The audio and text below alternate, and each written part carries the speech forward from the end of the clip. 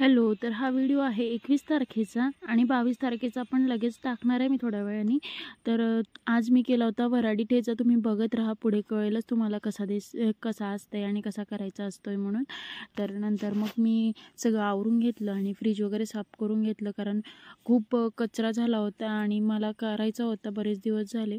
म्हटलं साफ करावा आणि आज बाजारही होता. मग केलं, सगळं आवरलं आणि तोपर्यंत मॅडमनी सगळा राडा करून ठेवला होता. मग आम्ही उद्या कांदे काढायचे म्हणून आम्हाला शेतात जायचं होतं आणि म्हसोबाला नारळ फोडायला नारळ वगैरे फोडलं. त्याच्यानंतर घरी आले, बाजार काढला आणि मी सांगते वऱ्हाडी ठेचा कसा करायचा. माझ्या माहेरी खूप खातो आम्ही आणि मलाही खूप आवडते.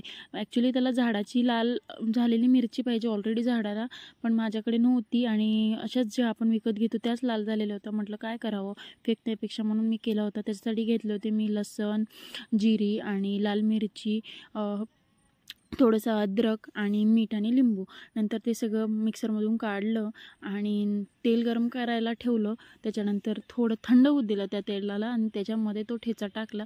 वरून मग लिंबू आणि मीठ थोडं टाकलं. तुमच्या चवीनुसार तुम्ही ॲड करा त्याच्यामध्ये आणि एकदा ट्राय करून बघा नक्की. खूप भारी ठेचा लागतो आहे. याला आमच्या विदर्भात म्हणजे की आता माहेरी म्हटल्या जाईल वऱ्हाडी ठेचा असं म्हणतात, जो की मला खूप आवडतो आणि तुम्ही ट्राय करा आणि प्लीज बघत राहा आणि सबस्क्राईब करा. बाय.